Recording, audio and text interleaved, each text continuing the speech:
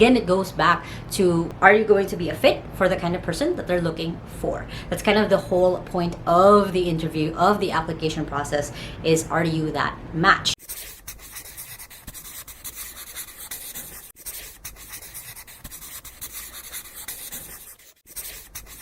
Hey there, and welcome back to my YouTube channel. Now, my goal at end of this video is to guide you through common questions that you might get as you apply for a job online. Now, if this is your first time on my channel, my name is Lacaba. I've been working from home since I was 15 years old and now run my own outsourcing company here in the Philippines. And I post videos every Sunday and Thursday on how to work from home and how to business from home. So make sure to hit subscribe button right there so you don't miss any of my videos. Now, when it comes to applying for jobs, your employers, your potential employers will have questions for you to verify that you are the person for them. Now, in the last video, I talked about different tips that I have before you start applying, but in this video, I'll really focus more on what are the common questions that they'll ask you to make sure that, again, you are that right fit, that person that they're looking for. Now, one reminder that I always tell you guys when it comes to applying for jobs is you're there to solve a problem that employer has. So if their problem is they need someone to manage the social media,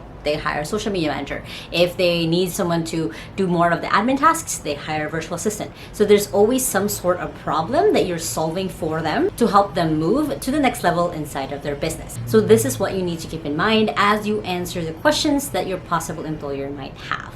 Now, the first common question that I've seen and I've asked myself when it comes to us filtering through our applicants is, what hours of day are you available? Now, for different positions, for different jobs and employers, they might require you to be up or to be available at different times of the day. So letting them know what hours you would be available, what times you would work, is going to be helpful for them as they make a decision if you are a match. Sometimes they might ask you to be on early day shift, like starting at 5 a.m. for example, or you might be on night shift. So you need to be prepared to know what are the hours that you're comfortable with working as you are working from home. So you might want to decide, am I a morning person, an evening person, what would work best for you, and know that it might be a trial and error as you are figuring it out, as long as you are honest as much as possible, rather than you forcing yourself being a night person or a morning person when you're really not either. Next, and this is honestly my favorite question to ask, especially during an interview, is just tell me about yourself or briefly describe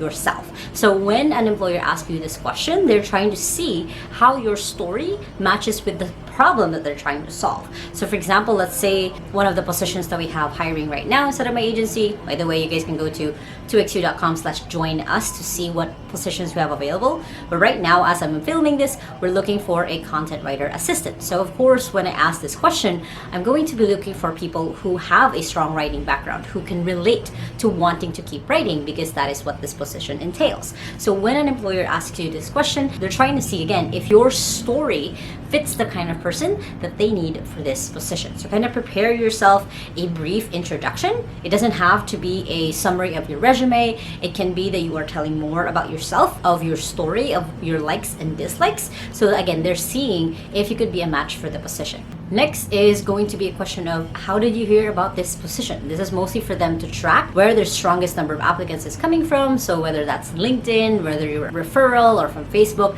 this is just them getting to know and getting data of where you might have seen their job posting. Next question is, what type of work environment do you prefer? Do you prefer someone who probably is more a delegative style, a micromanagement style? There's no really right or wrong answer when it comes to this. Again, it goes back to, are you going to be a fit for the kind of person that they're looking for? That's kind of the whole point of the interview, of the application process, is are you that match? So if you tell them like, hey, this is the kind of the environment that I'm looking for, these are the people that I loved working with in the past, then that gives them another puzzle piece to see if you are going to be that person that they're looking for. Next is, how do you deal with pressure or stressful situations? And this is not a trick question. This is them literally seeing if you can handle stress really well. How you handle when you're overwhelmed, how you handle things when things are just thrown at you, how do you make sure that things don't fall through the cracks? So just be as honest as possible when answering this question. Go back to an example of a time where it was stressful for you and how you were able to get to it on the other side. So just be ready with an example of how do you cope with stress or pressure. Next question is, do you prefer working independently or with a team? So the same thing as the work environment earlier, are you someone who can be a team player because you need to manage this team, or are you someone who's just working with independently? You like being given your own tasks and then that's it. You're going to get things done. Again, it depends on the employer. No right or wrong answer. It really depends on the kind of person that you're going to be working with and of course the job that you're going to do. Next is, how quickly do you respond basically to communications, to your clients, to the people that you work with? This is just a question to gauge if your response rate is something that is acceptable for them. If you say, oh, I usually respond the moment I see the text, or I actually schedule when I reply. It's every 8 o'clock, 12 o'clock, 6 o'clock, whatever. You're giving them the time frame of how soon they can hear from you, especially if you guys are going to be working on more urgent tasks. Next question is, are you currently a freelancer or working with other clients? Now, this is a very important question for an employer to ask because they want to know or make sure that you're not going to clash with what you're experienced from them with, putting that benefit to another company, or that you're going to be distracted or needed by other companies rather than having them the focus. Again, there's no right or wrong answer. Some employers do prefer that you are part-time. However, some will prefer that you are full-time. So you'll really need to be really honest of how you spend your time if you do have freelance clients, because that will come to play later and that will stress you out if you lie and you're just trying to get the best of both worlds, and I guarantee you that will fail and that will hurt you and the client because you lied to them. You're not being honest about what you do, and of course from their point of view they can't trust you anymore if you lied about the small thing. Next question is, explain why you want to work with us. Now, this question usually comes up as they're trying to see if you've done the research for the company, if you've looked at their videos or website and the content that they put out of what kind of company they are. So this is trying to see if you could be a fit for who they're looking for. If they put up their company values, you can relate to that. It's like, oh yeah, I saw that your company values is this and this and this. I match it because of this and this and this in my life. So you're giving them examples again of why you can be that match for them instead of them having to look for someone else. Next is, describe why you want to work from home. If this is a position where you are working remotely, you want to give them a good picture of your setup, of what your setup is. I work in my own bedroom, I have my own mini office, I do this, I have that. So you're giving them the reasons why you are capable of being able to work from home. And by the way, I do have a whole list of the top tools that you need when you're working from home. But basically, they just want a good picture of why this is something that you can handle, because working from home is not for everyone. So you're giving them that clear picture, that clarity of what it would be like, what equipment you have, tools you have when it comes to working with you. Next question is, how would you be able to handle conflict with us, your client? Usually this question comes up as they're trying to gauge, again, what it would be like to work with you. If you are someone who's more conflict avoidant, you would rather skirt around it, that might not match with who they need. If you're someone who goes things head on, again, that might not be who they need. So again, it's kind of just watching the match if it could be a possible thing. So the best thing that you can do is just give an example of how you were able to handle conflict in the past. How you illustrate that to them will give them a really good idea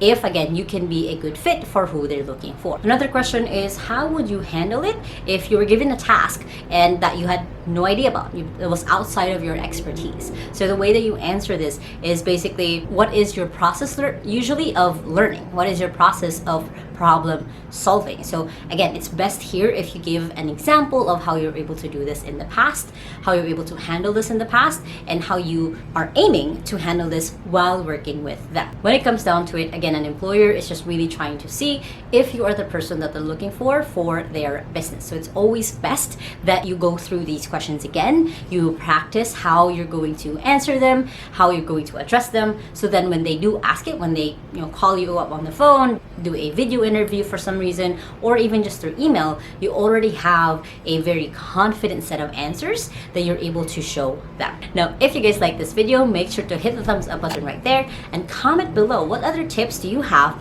for other people on how to answer these questions as well. Now, if you guys still haven't, make sure to hit the subscribe button right there so you don't miss any of my videos every Sunday and Thursday on how to work from home and how to have a business from home, which you guys can check out those two playlists right here and the latest video right here. I hope you guys have an awesome day. Remember that small stuff matters, and I'll see you in the next video. Bye!